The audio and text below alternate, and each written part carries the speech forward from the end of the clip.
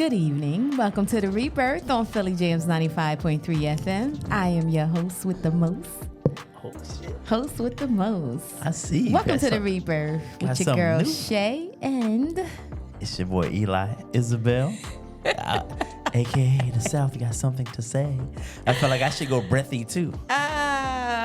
What up, Rebirth family? What up, Philly Jams 95.3? Happy Monday. Happy Monday. We going breathy tonight, Shay? Or what are we doing? We're breathy tonight. I just feel like a chill, relaxed vibe. It's been a long time since it's just been you and I in here. Yes. So yeah, we on the chill mode this Taking week. a lot of COVID chances up in this piece. Look, when we have one guest, they always by me. Has anyone ever noticed that? They would don't even try. Everybody When it's one was guest, around. Oh, when it's one, yeah. You stick them right over here by me. Yeah. Got to deal with all You that. got to keep them entertained. Nah, you see, people don't be feeling me sometimes. Calling me out my name. Oh, Lord, okay. All right, never mind. Happy Monday, happy everybody. Monday. What up, Shay? What's up? How was your weekend? My weekend was pretty good. You know me, Friday nights is for football. With the kid, we're now 3-1. Okay. Yeah, so we're tugging along, man, Nice. and looking for a vehicle for the kid. Oh, wow. Yeah, man. Yeah. Listen, you about to go down my road. How much does your insurance go up? That's a private conversation. Okay, all right, we'll have that offline. I'll air because I got a plan for that too. But yes, how was your weekend? My weekend was good. Shout out to Sarah Crawford, man. Yeah. She had Blondie Mansion weekend. Good people, right there. And I made it to part one of that Friday night, and it was at the marketplace, and it was awesome. Okay. It was awesome. We had a good time. I don't even know what to call what I saw.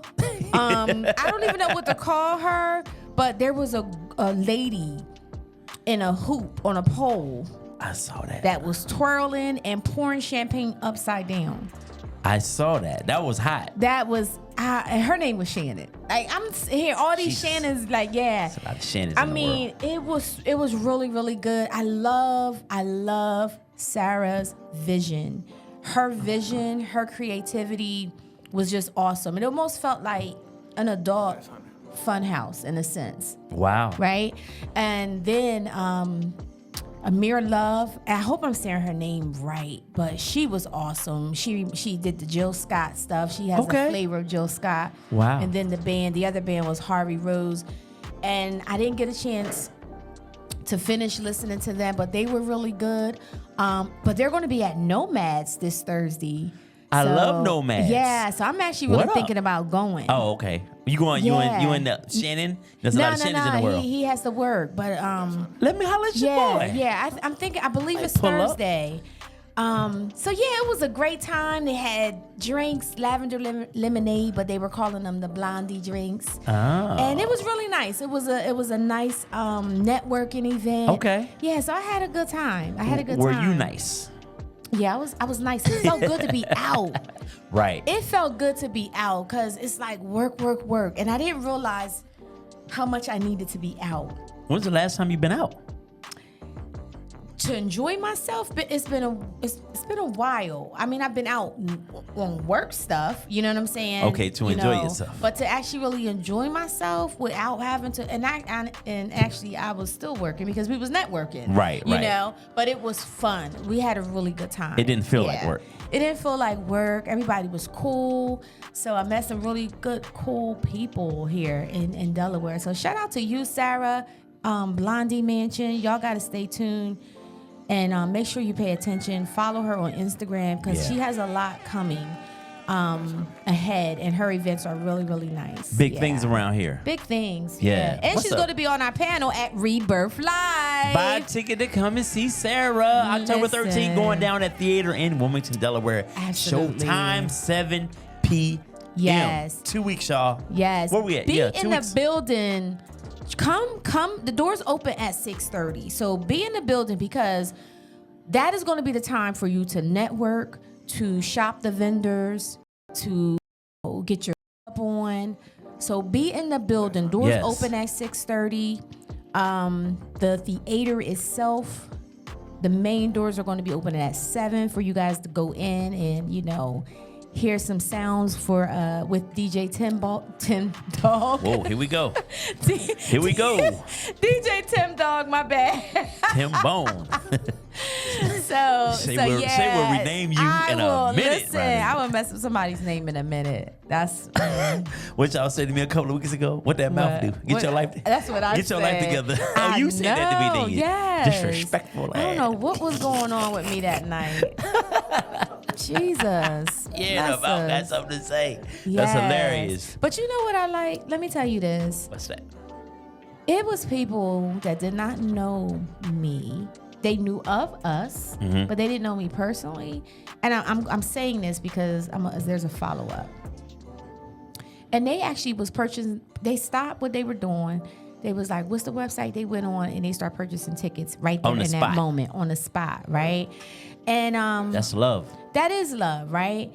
But I also want to say this.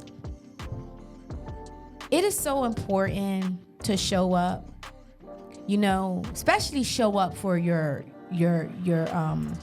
friends, your family, whatever. It is so important. And show up can come in different forms. It don't even, if you can't make it to the show, that's fine. But share it. Share the information. Right. Share it on social media, It's been people that I don't really know like that has really been pushing and sharing and showing the support. And I appreciate you guys. Right. I really, really do appreciate you. And then I have my main people that always go to bat, Levante, Michelle, Jen, of course, my fiance Shannon, Corey, these people, Meshach, these people are constantly making sure that they're promoting, they're sharing, they're doing videos to make sure that this event is going to be a whole vibe and lit. So I really, really do appreciate that. Those of you that have been doing that. I second that because, you guys definitely contribute, play a major part in what we're doing. So shout out to all of you guys that have sat at this table, that have sat on panels and done just pretty much everything that we've asked of you, without, you guys, it's just on love. So appreciate you, man. Absolute. India. I didn't want to leave you out, India. India Sage, Yeah, man. Yeah. All right. Yeah. That's right. Shout out to the people. Shout out to the people. Go to rebirthyou.com.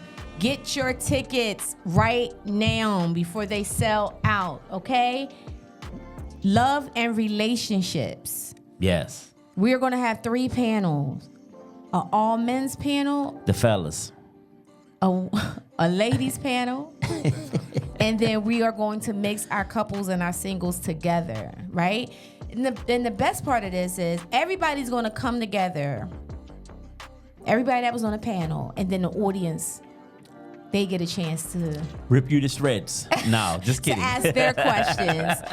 and we love the audience. We love their questions, right? That's what it's about right there. That's what it's about. Yeah. Having the conversation, bringing everybody together.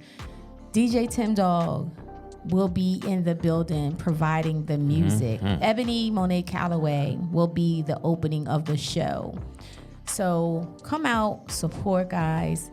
Have a good time. Yes. Fellowship, like you said, fellowship. Yes. We would love to see you in the building. All right. Yes. All right, so let's get into it. So listen, tonight, right here, right now. Right here, right now. It is football season. Yeah, shout out to the Eagles. The NFL is back. Yes, you can shout your team out because I'm going to shout out them boys, man. We 3-1. We right on y'all heels. Listen, man, I enjoy this time of year. And even if your team isn't winning, man, it's football. How could you not love it? And so part of my right here, right now is I want to announce it's going to be coming soon. I'm going to be making some announcements on Facebook. But yes, we are about to get this black hiking group together. Oh, okay. Yes, Black I'm waiting on my logo. Nope, it's called. We're gonna be called the Hitchhikers. Yeah, and we're gonna be traveling around little parks around here in areas. We're gonna hike. We're going to catch these warm winter mornings, and we're going to all get together as a group, and we're going to hike. So I'm just in the process of waiting on my logo to get here. Then I'm going to, create the group, and, we're going to sell merch. You can have your sweatshirt, your hoodie, your t-shirt, whatever you want to wear. But at least twice a month, we'll get together as a group, and black people gonna hike. So is it just for men or is it both? No, black people. Oh, okay. This is a co-ed thing. Okay. We leave no one behind. Got you. So we're coming soon. Hopefully my logo person, it should be done by the weekend. Congratulations, friend. Yeah. That's what's up. I'm an official walker now, so I gotta be creative in my walk. Right. Yeah, so I figured, we could do this hiking thing, and and I came up with the name Hitchhikers. Nice. So I'm just waiting on this logo. You should do a collab with Steph Delight. She has the Black Girls Hike. Yeah. We'll let her do her thing. Yeah, we'll collab. We gotta get Hitchhikers going first, and then we can bring everyone together.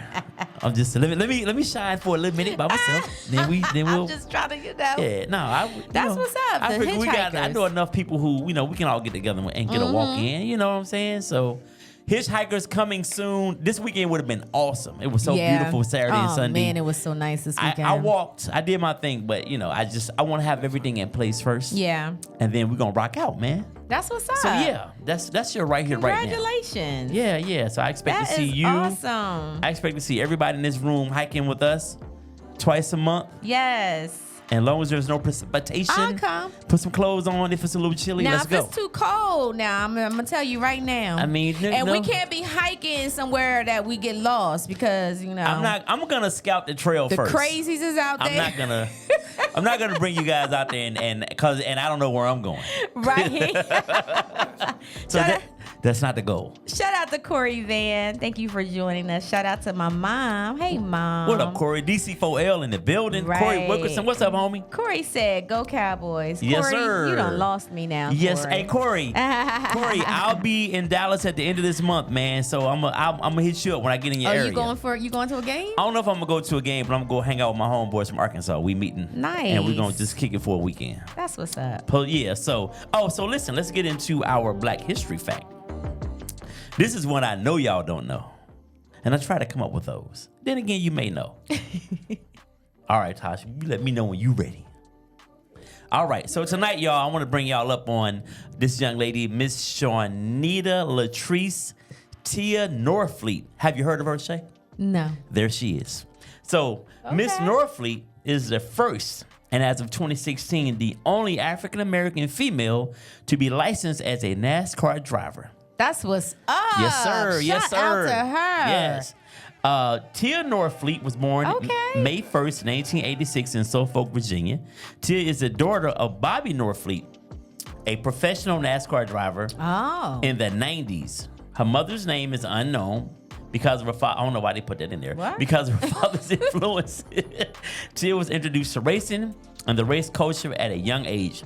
Her father's own mentors, NASCAR champion Wendell Scott, if you know who that is, he played Richard Pryor in Grease Lightning. Richard Pryor played Wendell Scott in Grease Lightning. Okay. Yeah, the first African American NASCAR driver. Her father's own mentor is NASCAR champion Wendell Scott, Hall of Fame driver Alan Kowicki, and entertainer Gladys Knight encouraged him to help Tia develop her interest in the sport. Shout out to Miss Tia Norfleet, your one and only. That's what's up. African American female NASCAR driver. The singer Gladys Knight? Yeah, she encouraged her dad to push her dreams. Nice. Yes. That's what's up. You know what? I love that. We're starting to see more people do stuff like this. The NASCAR. We're starting to see more young black people do aviation. Yep. Del State has that program down there. So, matter of fact, Meshack did a video where he was in I think it was a helicopter with a student. Yeah, you got that one off, Meshack, because I'm... The student. Listen. Yeah, he got that one. That's brave. You got that one off. But listen, when my doctor tell me it's an intern in here with him, and they try to leave me know the intern, like, Playboy, you come back. You can't intern me on nothing life threatening. Yeah. But you want to hear something funny about the Del State flying thing? So with my niece Tamara, this was 2020. She graduated from Del State, right? Mm-hmm.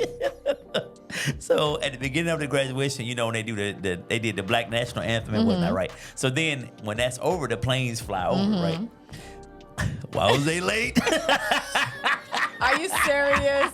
We had to wait. It was a good minute because my people were waiting. We were God. still standing, and because they announced that that's what's going to be happening at the end of the thing. So we were waiting, and then all of a sudden, here they come like a minute after the song was over. I was like, well, we can't get nothing right. Nothing.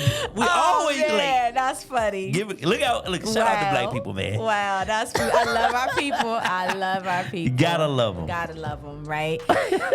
And let me tell you, man. Listen, we have a good topic tonight. Yes. I know you have something that you want to talk on, and I have something I want to talk on, and I believe that it all ties together. And this is the type of conversation that you can expect at Rebirth Live, okay? Is your mama talking trash?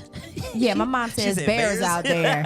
She said there's bears out there. I thought she was saying she was a Chicago bear. No, she talking about the hitchhiking. Oh, Miss Eileen, don't ain't no bears in Delaware. Yeah, she said there's bears out I there. hope not. Listen, my mom she done seen cougars and all kinds of stuff. Nah, I believe but that. anyway, that's another story. Okay, all right. So we're gonna play. You gonna do my clip first or Eli's? I sent you a clip to your DM. We're gonna have this conversation on the mic. Oh, okay. I don't know what happened. Okay, well, we can bring it up. All right, so the clip that you're about to watch is celebrity black men having a conversation about love and relationships. Shout out to Corey Wilkerson because I have to give credit to him. This is something that he sent me. We call him the thinker.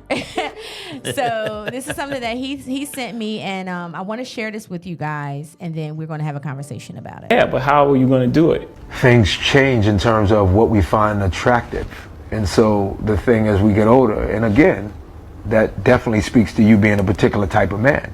Because there's some 55-year-old men who I deem more of a boy, who are still in a nightclub tonight, and you know as well as I that they ain't really trying to holler at anything that's challenging. You know, they're still trying to frolic with young girls that only excite one part of themselves. Yeah. And I think, we learn the older we get, if again you're a particular type of man, that the most sexy thing about a woman is the one that actually leaves you thinking, that drives you to be more, and that you kind of have to look in the mirror every morning when you brush your teeth and you go, I ain't really on my A game, I ain't where I need to be. I mean, that's it. That's the hottest thing in the world. One of my biggest fears is end up being alone, not having what my mom and dad have, because the times are so different. I think in a relationship, either you're learning or you're not learning. And I think relationships fail when you stop learning, when you stop being able to learn together. I think that's when they really fall apart. I do think the relationship between black men and black women is complicated by all these other things, things that, just trying to talk about a little bit, like complicated by a black man's historical inability to protect it.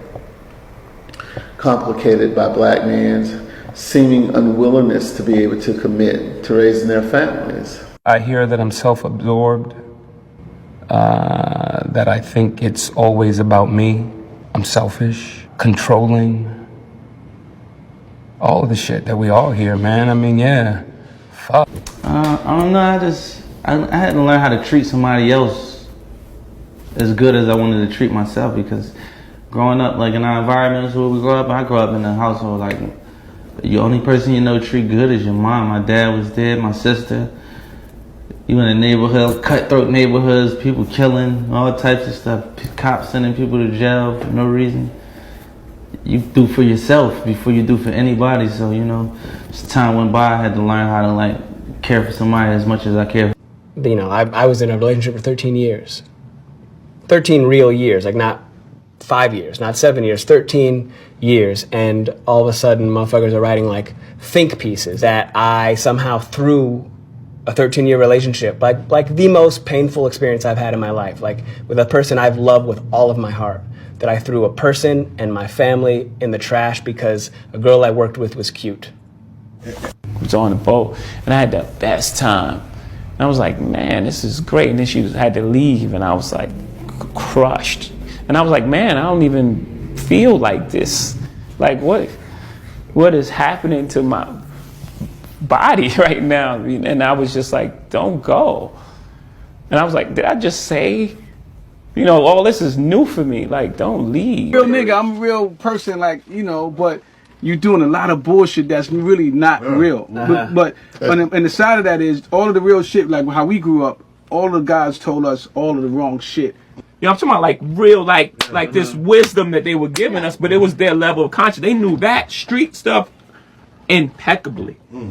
This invisible wisdom that you couldn't see in a different space, but they just didn't know if it was like, you know, like a superhero, you know, like their super strength was on 10, but their emotional wisdom was on 0, like 0. Charlie Mack. All my bad ideas about women, I got from Charlie Mack. He got ideas about everything, and he was like, "Man, I'm telling you, this how a date got to go. You take him out, right? You take him out, and the first thing you do is you take him to, you know, a restaurant. You get like an appetizer at one spot. You get the appetizer at one spot, right? Then you go to another spot for the main course. Then you go to another spot for the dessert, right? Like, so you move from one spot to the next. So you take them out, because they ain't never seen no shit like that. Then, you know, when you go out in front of the place, you know, you like start a fight and you just knock somebody the fuck out.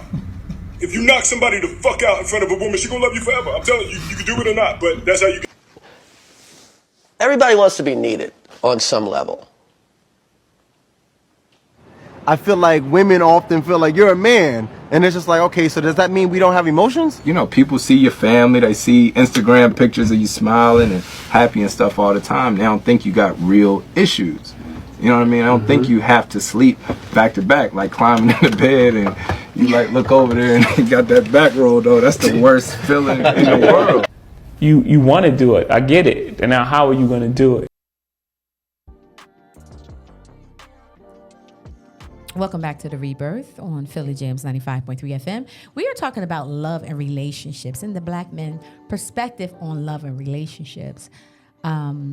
These are the conversations that you can expect to have at Rebirth Live on October 13th at Theater Inn. Yes. Make sure you go get your ticket, rebirth.com.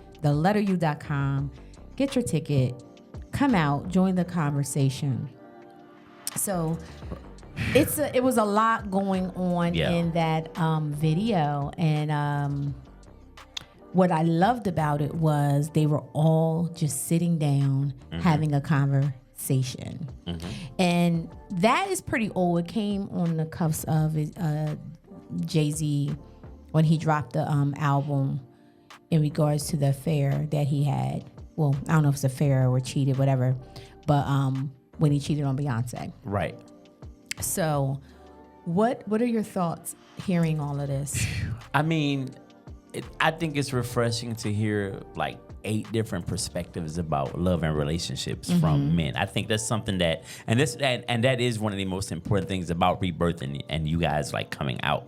You're gonna get those different perspectives from people that you don't know these people. There's no personal connection. There's no reason to not be honest. Yeah. But it's refreshing, I think, and I think it's very true. Everything I heard, even though they're different perspectives, different experiences, different experiences. Yeah, it all resonates with me.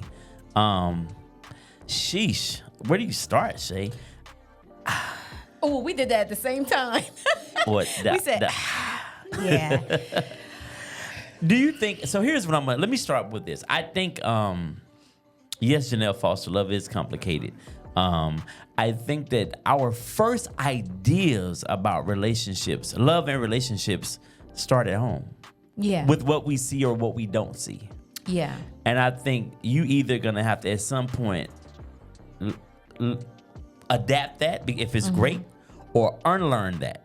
Right. And it takes a lot longer to unlearn something than it does like as you're learning it. Like it takes a long time to unlearn something that this is what you've seen, and this is like in your mind, this has been my truth. This is how I saw my dad interact with my mom. Didn't have a man, but I saw men come through here and there. Right. This is the vision and the mentality or the things that you've developed in your mentality about relationships.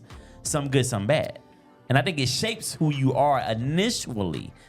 Not all men. I think it shapes us initially in how we deal with women and our thoughts about women. Yeah, and how you deal with your emotions as well. So there were a couple things that really resonated for me. What Amari Hardwick said about.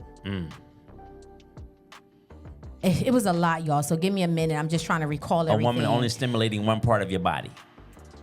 Okay. He touched on that. He touched on that. Yeah. But before he said that, he was talking about that at some point you require something different. Right. Right. So talking about the 55-year-old man that's in the club. And we all know, those of us that used to go to clubs back in the day, we all seen that dude. Cat Daddy. Cat Daddy is what we called him, that was in the club, that probably should not have been in the club, that was still trying to holler, right? But when he said that the challenge is hollering, trying to be with someone that is going to challenge you. Right. That is the thing that's attracted, right? And if you're not hollering at those things or those type of women, and you're only hollering at women because of the way that they look and they're not challenging you in any way, then, pretty much he's saying you're not growing as a man. Right? So, and you do have people that are still stuck in that. Rather it's a sense of, validation, them trying to see, if they still got it. Just lost, period. Or the lack of self-love. Right. The lack of self-love. So what he said really stood out for me. And then the other gentleman, I can't remember who said it. He said that I think it was JC, actually, in the beginning. He said, I thought that when I met my father, it would be freeing, loving, love would be freeing him to love. But that wasn't the case. That wasn't the situation. Right. What stood out for you? I think so. Let me go back to what Amari said. I think that's important what he said, because I think that most men, I don't think we know that we need to be challenged. I don't think initially coming into, as we're starting to begin the phase of our lives where we're having girlfriends and fiancés and wives, I don't think that we know that we need to be challenged. And especially if you've observed a submissive relationship where it didn't appear that your father was ever challenged by your mother by anything. And I think to be challenged fosters growth. But it takes a while for you to understand that. I don't want anybody just gonna let me do whatever. And not that I'm gonna do not that my whatever is gonna be out in the streets being wild, but just even if we're talking about a bill, I don't know. Like I think it is sexy to be challenged and to be and to have a little pushback. I don't want to have to fight you at every turn, but I don't think that we know that we need that initially when we get out here. We just want to be a player. We want to run all these women and do all these things, and I don't think we know that. And our connection to women is typically connected to our midsection initially, right? Because you don't notice you need other things from a woman initially. That's the most important thing you're desiring when you're a youngster. For most of us, not all. I'm not speaking for all men, but I think that is kind of the mentality where we come from initially. If you don't have somebody guiding you, right. So, and we have different perspectives on even the word challenge, right? Because, you know, your definition of what you just gave, and then my definition would be, when I'm challenging you to do better in regards to your life, right? Almost like, okay, we go to the song with Beyonce, you know, let me upgrade you, right? Being able to pour into that person to say, hey, you are better than this, and I know that you can do better, right? I know that you can, let me help you get to the next level of where you're supposed to be, right? And that's the challenge, because sometimes people get comfortable with being, you know, at a certain place. They get really comfortable, or it's like, well, I don't expect that of myself, so I'm good here. But if you have someone that comes into your life, whether it's a woman or a man, that's like, this is cool, but wait a minute, there's more. There's more to you. There's more out there. Let's get that. You know, let's grow, right? Right. So, you know, that's also considered to be the challenge as well, because some people, either they're scared to grow, they're comfortable, they don't want to put the work in, or they're afraid of the unknown. Right. Well, what if I fail? If you don't try, what you if you failed. don't? Yeah. What if you don't? Yeah. Right? I agree. I think too, challenging men it looks different to every man. I mean, like you said, I think some men can view that as you saying, and where you coming from an encouraging perspective. Yeah. I'm challenging you to be better. Right. Well, so, one man might say, well, what I'm not good enough now. So it depends on where the man is in that moment. That's why it's so important in the beginning of relationships. You got to figure out what are your goals? What are you trying to accomplish? Yeah. Because you can't motivate the unmotivated. I don't Right. care what you say. That's going to look like it's going to come across as you being disrespectful or he's not good enough or she's not. Let me just stop putting it on men or that person's not good enough Yeah. for you. So I think that's important. That's why those early conversations are important in relationships. If I was single out here in these streets right now, no woman would date me because I got 1,000 questions, and I want to know far back were you sexually abused? Like I think it needs to get really personal, and people never go there. They see you got the new car smell is loud, it's fresh, it's new, and we just want what we want, and then we figure out all the other shit later. That's where we get in trouble at. Yeah. When all it like, damn, you missed all of these things right here, and now I'm deep in this situation with this person, and I don't know what to do with this. Right, because we're always going to present, right? That's what we talk about, the representative. We're always going to present the best part of us, the best side of us, right? But and this goes back to dating, in seasons. Date those seasons, summer, winter, fall, spring, because people do change, and we go to the mental part of it. You have people that are different in the wintertime than they are in the summertime, right? And that can be from seasonal depression or whatever the case may be. Right. But these are things that you need to know. These are things that you really need to pay attention to, right? The other person, I can't even think of their names right now.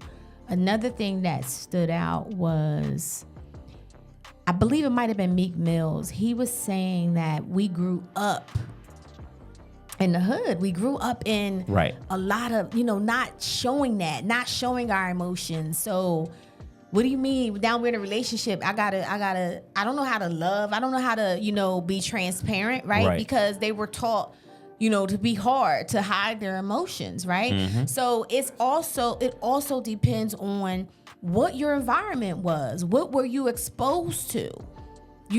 Growing up, which I'm going to sidebar to your topic when it comes down to T.O.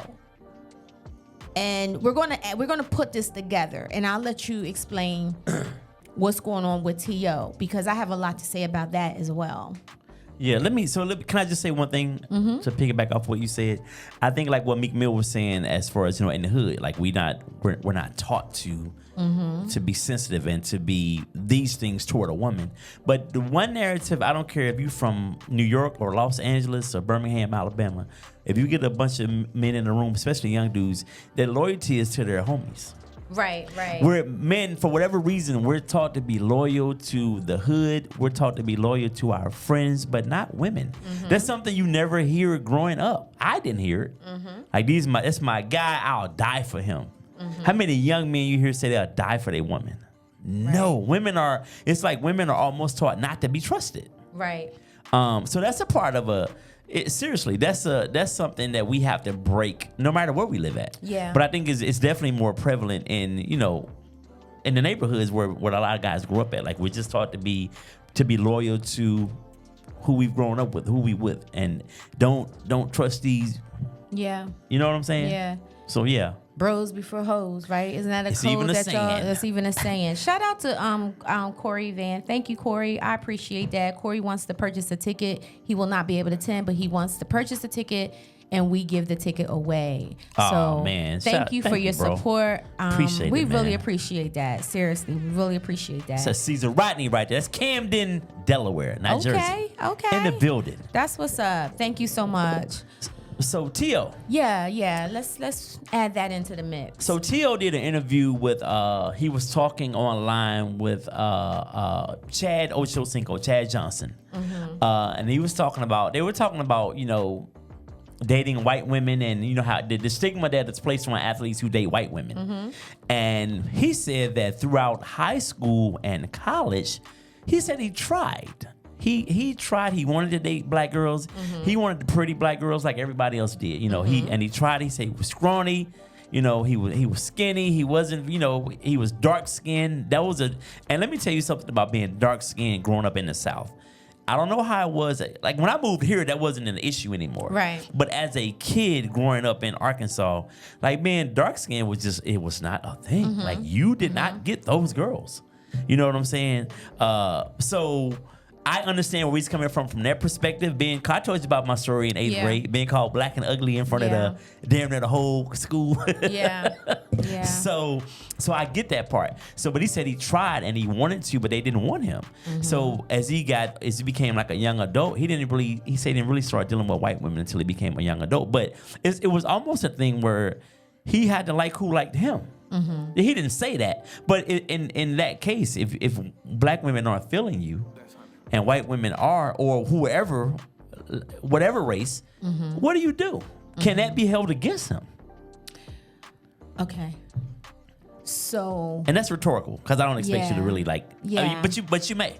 Yeah. So ironically, I actually have met a few brothers that this has been a problem for, and they actually have come in for therapy. Like in 2023, that's an issue? No, this was in when Obama was president. Okay, still okay, recent. And this is also during Black Lives movement, Black Lives Matter movement, and the reason why they were coming in was because they were embarrassed to be affectionate with their Caucasian spouse in public. Which they had a hard time admitting that to themselves because of this whole movement now. And they felt that when they're out, black women look at them a certain way or either roll their eyes or whatever the case may be. But here we go. Same story the T.O. had. But then when the issue really came in, when we got to the nitty gritty, right, and we really start talking about it, it goes back to childhood.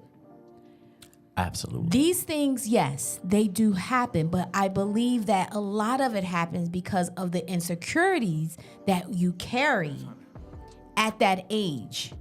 So we can't generalize and say that, well, black girls wasn't feeling me. You probably had a couple black girls that wasn't feeling you, right? But that wasn't all black girls.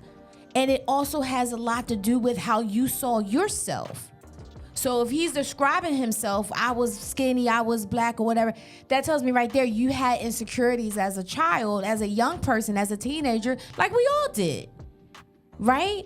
But you allowed your insecurities to determine who you were going to interact with and who you wasn't going to interact with. Now, although in your mind, in that person's mind, you're saying, like you just said, well, you like those who like you, right? So I feel that a lot comes into play with that. I think that the insecurities, who you are as a young person, those insecurities, if it gets the best of you, these things can happen. Your environment, if you're only exposed to a certain population of people, you know, that can be an issue. If you're at a school where majority people there are outside of your race and you have a few black people and those few black people don't mess with you, most likely you're going to deal with the other side. You know what I'm saying? So a lot comes into play, but I think to generalize and say that all black women or, you know, none of the black women mess with me, I think that's a blanket statement. Okay, so I hear you. Can I give you a little pushback? Yeah. Because that's what we do. So I think that black women, he wanted, because sometimes you also have to date on your level. Whatever that level is, that's where most of us find ourselves playing at. Corey Van said all those females that thought I was black and ugly are smoking crack now. They can't hold a candle to my wife. That's redemption, bro.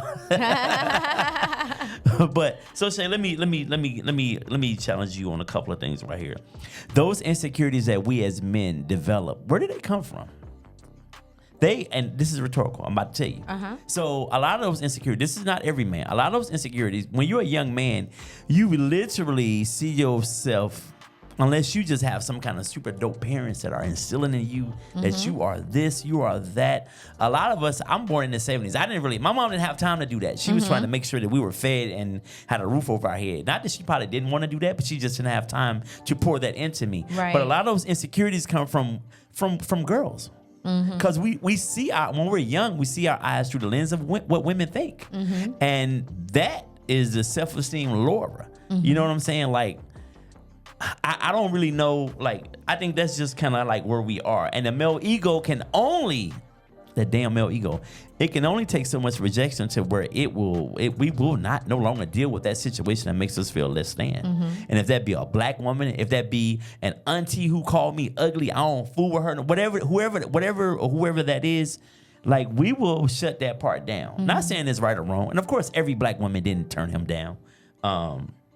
But I do think the mom plays a big part when it comes down to if you had a verbal abusive mother or father. Right. You know what I'm saying? If you had a parent, one of your parents was verbally abusive and was calling you names, that do stick on you. Absolutely. Right? So, but we don't know that part, right? We don't know that part of the story. Right. Did he mention that? But he did not. But he said he did suffer from low self-esteem. But here, let me tell you this. I don't care how much I tell Haley how beautiful she is, and she thinks she's the shit, low key. But she said, well, Dad, you're my dad. You're supposed to say that. People, because we're human, we still seek that validation from the opposite. You know what I'm saying? Absolutely. So no matter what I'm saying to her, what her mother is saying to her, if it's not coming elsewhere too, it doesn't even matter. Yeah. It's like we're not telling her nothing. Yeah. So when you're younger and when you're less emotionally mature, how you feel about yourself, unfortunately, it stems from how other people think about you. Absolutely. I mean, absolutely, right? And we can even go back to generational stuff, right? Janelle Foster, shout out to you, Janelle. Janelle said that black women have it even tougher, dark-skinned women, right? We just now our dark skin, our beautiful, our melanin is now just being, over the last couple years, think so? being embraced. Yes, chocolate women. Think about the and I don't want to get off the men because I don't. We are talking about the men tonight, but think about if you talk to you're not going to talk to them, but if you look at the Nia Longs, the Gabrielle Unions, and all of them, and they talk to you, they talk about how they have to not fight, but they had to compete against each other because they knew that there was only going to be one role for one brown-skinned girl. Everybody else was going to be light-skinned. Wow. You know what I'm saying? They did a whole, documentary on that, right? And so I think I really do believe that a lot of this also comes from, we cannot negate the generational trauma. We cannot negate that was back in slavery, right? The dark skin was in the fields, the lighter skin was in the house. You know what I'm saying? That's true. So this is not new stuff. So I really believe there's a lot of variables in place. It's what you're exposed to. It's the generational stuff. It's your environment, what you're around at this point. Hey, Tom. Thank you for tuning in. All of those things play a part of your identity. Right, absolutely. Of your identity. Still from 100 years ago. 300 years ago. Yeah. Think about the video we just saw. I don't know the gentleman's name. Now let me see if I can remember what he said.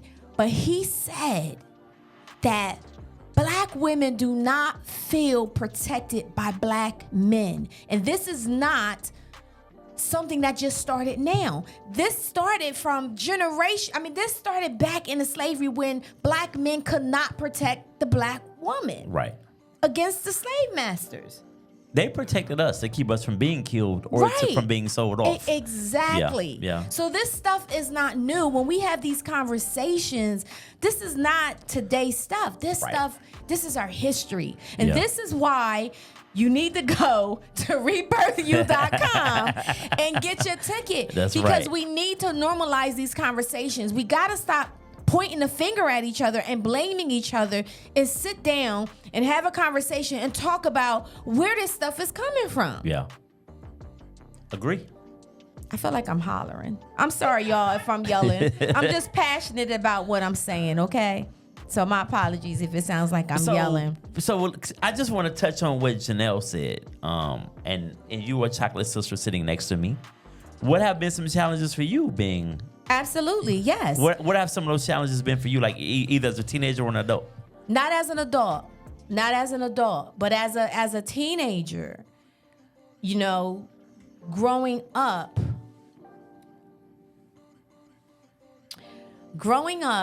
it was, I always felt lighter complexion girls were prettier, or lighter complexion girls got, you know, the guys, if we're all out, the lighter complexion girls was going to get hollered at before the brown skin girls would. Right? And that's just, that was something that not only that I felt, but I saw with my own eyes. That was your experience. That was my experience, you know? You know, to be honest, and I feel the generational stuff I saw when we seen families using products like Ambi, black and white bleaching cream, Ambi bleaching cream, stuff like that to put on your skin to make you a lighter complexion. And when I say it's generational, it's because this is something that, you know, I kind of grew up with. But there wasn't nothing that I blamed my mom for, because I think even with her own experience, that was something that is just face cream. Yeah. It was just considered face cream. We just putting on face cream, you know? And it wasn't until I became a little bit older and I started understanding what that type of product was doing and why it was just like, I'm not putting that on my face. Yeah. I'm not using that, you know? And, you know, even having a conversation, you know, with my own mom and just kind of explaining that to her, and then eventually she got it, you know? But so you felt like you maybe taught her from? I think, yeah, I absolutely. But I also learned because I understand why and where it came from. Right. So, you know, I have an older aunt that I love so much, but I see the lack of self-love that she had. I don't want to say self-love, but she doesn't think she's beautiful, you know, and that hurts me. And she's much older now, but that hurts me. So if she says to me or my mother and she says, "Oh, you guys are so pretty," or she'll say, y'all don't have our type of nose. And again, she's in her 80s, so she grew up in a different generation. Right. You know what I'm saying? Where her features were not celebrated at all. Her features was not celebrated. Yeah. Where today our features are celebrated. We love that people are getting surgeries to get lips and booties and, you know, all that stuff that we're born with. You know what I'm saying? So it's hard to talk, because even with me being as transparent as I am, and I know my mom is watching and listening, I have to be transparent because I know that is still happening. Yeah. And you know, that was an experience. It wasn't something that I felt like I'm traumatized behind it. No, because when you know better, you do better. Right? And you have the conversations, you talk about it. So, yes, I have experienced that, but now, no. I mean, as an adult, absolutely not. You know, absolutely not. But does it mess with you? Yeah, absolutely. It does mess with you. Absolutely. You carry it with you regardless. You know, even when it comes down to, that's a whole nother show. If we start talking about the hair texture, right? So now I have sister locks. You know, I embrace my natural hair. I love it. I wish I would have known about it sooner. Right? However, you know, we put perms in our hair. We put Jerry curls. We had growing up. That's what we had because we need to manage our hair or them straightening combs. burns on my neck or ears from a straightening comb or a curling iron, you know? So it's a lot of things that you have to unlearn. Yeah. And self-love, I feel like a lot of our people had to really work on that. Absolutely. And that segues into what Corey said. Corey says, question based on our way of, Corey Wilkerson, question based on our way of thinking as blacks. What does it take to deprogram or reprogram our way of thinking about each other more about ourselves? Okay, I know I'm drinking wine. I think that's the way he typed it. Hey Corey, I'm gonna fight you, okay? So deprogram or reprogram our way of thinking. I think first and foremost, it has to start at home, which I didn't necessarily get that. I think if it starts at home and it's consistently given to you, by the time you hit the streets, you're not affected by it as much. So parents have to definitely like lock in with their children and reiterate over and over again. I think it has to start there. And social media does not help. We cannot buy into this vision of what a black woman should look like based on social media. Yeah. You know what I mean? Like that's killing our young people. Hell, that's killing our adults. All these women 35, 40, 50 that are getting BBLs. I mean, do what you want to do. That's your business. I'm not mad at it. But all of those things play a role. Yeah. And how we program it. I was rereading his question. So was it me or was it him? No. It's like a couple. It's like two questions in one. So let's take the first half.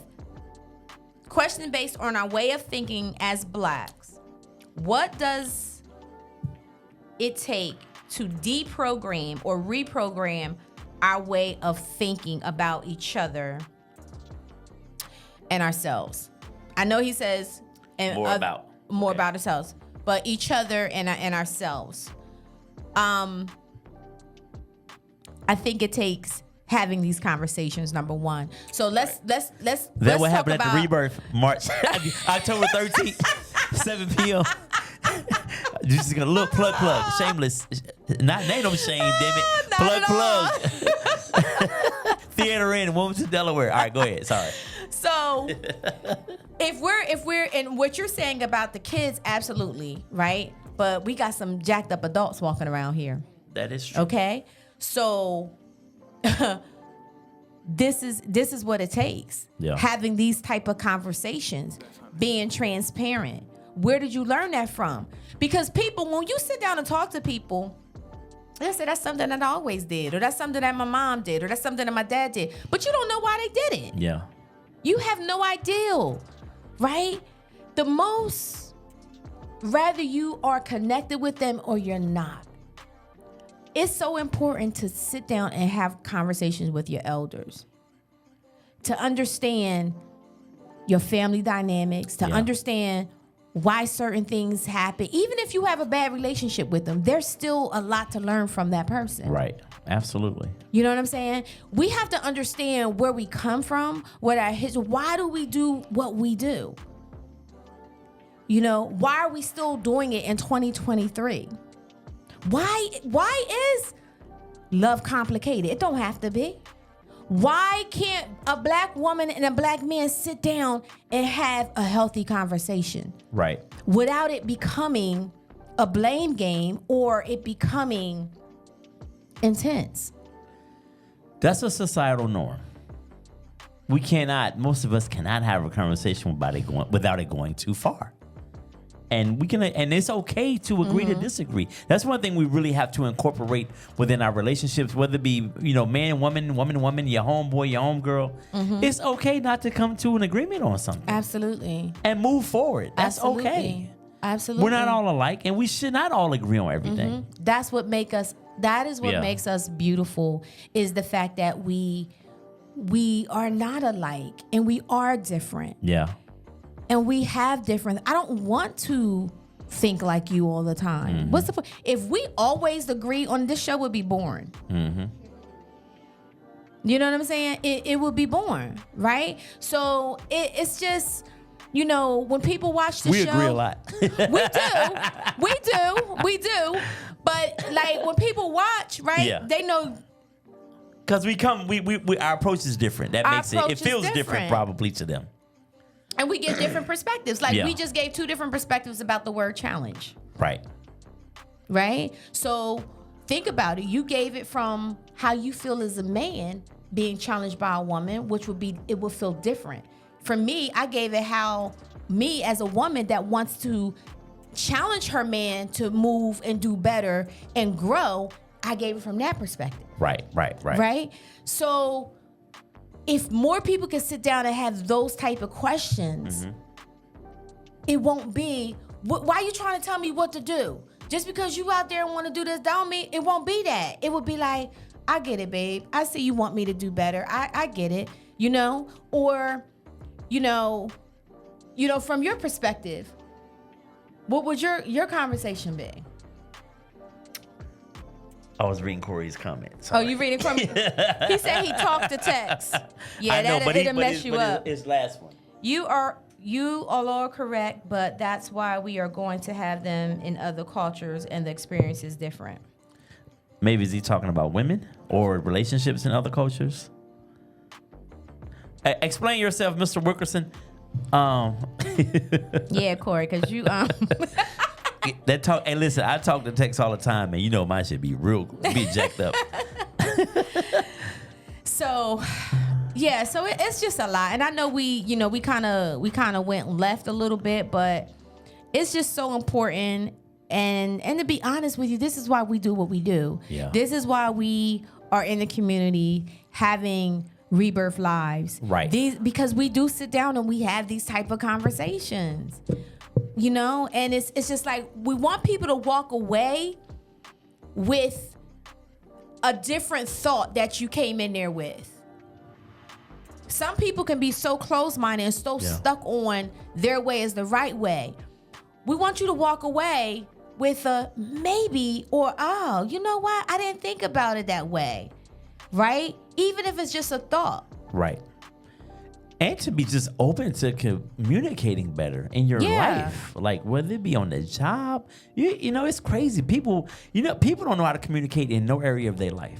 Even at work. Like if it's something that needs to be done, people would dance around it. They don't want to address this person or address that situation. Or I've been in a room with people where we know you're the problem, but the conversation be addressed to 30 people. I hate that. I do. No, this should be an individual conversation with that person. Go talk to that person alone. That person's messing it up for everybody. Absolutely. So, listen, poor communication is across the board, every race, culture, sex, whatever. Yeah. We all need to do better. Yeah, we all have our own stuff in every culture. Absolutely. Yeah. We have it in every culture. So, you know, it's just that this is the culture that I know and I'm familiar with. This is what we talk about. And this is what we're talking about, right? But it definitely shows up.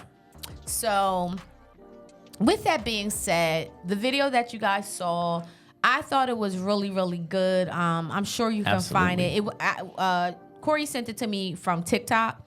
So I know it's out there on TikTok, but it's just refreshing to see just black men sit down and just have a conversation and just talking about their different perspectives of love and what they were taught. And, you know, and really kind of like dissect and get an understanding of what this looks like and how it shows up in the relationship. If you caught towards the end, JC was saying, and I don't know if he was talking about Beyonce or if he was talking about another relationship, but he was like, when she left, he was like, I was like, don't go. And then he was like, did I just say that? Did I just say don't go? You know what I'm saying, right? Because he was like, he's used to getting shot at. He's used to getting, you know, out there in the streets and all that. But then this love thing was a whole new thing that he had to learn how to navigate, right? So what is it that you are trying to learn how to navigate in your life? What are the things that you still have to work on? You know, we have people that are walking around that appear to be very confident, that appear to have all of this self-love, and they can be the worst communicators. Absolutely. Right? Because not only are they lying to you, but they're lying to themselves. Right. Because the pain is so deep. It's so much trauma that it's just, they don't even want to begin to unpack it. Right. Let me tell you something. Have you watched the Kirk Franklin documentary? Bro. On Netflix? Yes. Let me tell you, if you're not tired tonight, it's only 30 minutes. If you're not tired tonight, I want you to watch that. Okay. But I'm going to tell you, that thing hit so hard. The situation with his father and his mom. And here you got this big superstar. And the trauma that this man has. And one of the things that he said, can't nobody love you through unaddressed trauma. Woof. I don't care how much you love somebody, if their trauma has not been addressed, you can't love them through that. That's real talk. That man, Wow. that thing was just, you had people doing follow-up, like podcasts and interviews, talking about grown men saying how Kirk Franklin had them in tears, crying. I'm gonna have to watch it tonight, man. You know what I'm saying? And it's powerful. Watch it. Those of you that are listening, if you have not watched that Kirk Franklin documentary, I charge you to watch it. It's life-changing, especially if there was some type of disconnect with your mother or with your father. He was sexually abused, right? Adopted. Okay. Was he sexually abused? That didn't come up. Maybe. Okay. But he I'm had a maybe lot getting of confused. Right. He had a lot of trauma, Yeah. and it may have come up. But I want to rewatch it, but honey, I was crying. When I tell you, I was crying. So check it out. You know what I'm seeing lately here too, even in entertainment and TV. Like even with T.O., men being transparent and talking about their feelings and emotional. Kirk Franklin, I think we're really trying to normalize this thing. And if you watch The Shy, I don't know if you watch The Shy. Comes on Showtime. I have not, but I know the scene that you're going to talk about. This season, there was a lot of focus on the brothers getting together in a group and talking about what they were going through and being supported by the other men. Like, I've never seen that on a TV show before. You know, I know Lena Waithe and all these other shows, they really focus on the gay and lesbian movement. Yeah. Those characters are prevalent. But the fact that she did this with all of the men, I thought that was so dope and powerful. Yeah. Yeah, man. Zatima. Those of you that watch Zatima, then that was the On spinoff BT, on yeah, Sisters. BT Plus. I gotta watch it. This season really focuses on the trauma that Zach experienced growing up with his mom. And they had a whole mental health, they had a whole intervention where they went to a therapist. That thing was powerful as well. So the word, especially in the community, man, and I'm just so glad that we were already out there. We're doing it. We're doing the work because we're starting to see it a lot more. Normalizing mental health in the Black community. Normalizing sitting down, no matter how much pain, but talking. Doesn't mean you have to, now have a relationship with this person. Yeah. It doesn't mean that, but understand their story. Understand why they treated you that way. Yeah. Understand it, especially if it's a parent, right? So it's just a lot. It's a lot. It's a lot. It's a lot. It's a lot to unpack. But guys, you got anything else you want to add? No. I'm good. I think this was nice. I think I think we need just us sometimes to really tackle some things. Yeah, absolutely. Just FYI. Absolutely. Yeah. Shout out to the Coreys for tuning in and commenting. The Coreys. The Coreys. Thomas Waters, Janelle. The Dorothy, my sister. Hey, sis. Nelly B. Hey, Miss Eileen, man. Nelly Listen, B is on the panel. Dope Therapy. Corey Van, you got to come up here the next time, brother. You got to fly on in and get on one of these panels. Dorothy Pratt. Hey, Janelle, thanks for tuning in. Yes, I'm so sad you're not going to be there. She'll be in Dubai. But thank you so much. All right. Can't be mad at that. For tuning in tonight. Shout out to my mom. Mom, thank you for always supporting. I love you. All right, guys. This has been a this has been a nice conversation, nice talk. But as you can tell, Eli and I are very passionate about this work, and we hope to see you guys at rebirthyou.com. If you are not able to make it and support in person, do what Corey Van is doing. Purchase a ticket for someone. You know, if you don't know anyone that, you know, can go, we will find someone that may want to come but may not be able to, you know, spend the money to come. So we will definitely make sure your ticket gets to someone that will take up that seat and that, you know, wants to be in the building and vibe. So thank you guys for tuning in tonight. We really appreciate you. We love you. Thank you for all the support. It does not go unnoticed. And again, rebirthyou.com. Go there right now. Get your ticket October 13th. We are less than 2 weeks out. 2 weeks out. Let's go. At Theater Inn, a Friday night. It is a date night. It is a girls' night out. It is a guys' night out. It's a family night. I have someone that bought 5 tickets. Shout out to Sherry Mona. Her family, her husband, her sons, and their wives is coming. Wow. So, you know Good what I'm stuff. saying? The only thing that is not, we can't have is, you know, kids. Right. So if you're 21 and older, you are more than welcome to come. I'm saying no kids because of the conversations that we are going to have. You know, so yeah, come on out, guys. And people has been asking me, what is the dress? Look, dress to what's going to feel good for you. You know what I'm saying? If you feel good, if you look good, you feel good. We're going to be clean, though, just so you know. We're going to be clean. Clorox clean. You get some We're going to cleaner be than that. clean. Right. So, you know. So thank you guys for tuning in. We appreciate you. Until next Monday, have a blessed week. Think about what I'm saying. Watch that Kirk Franklin documentary.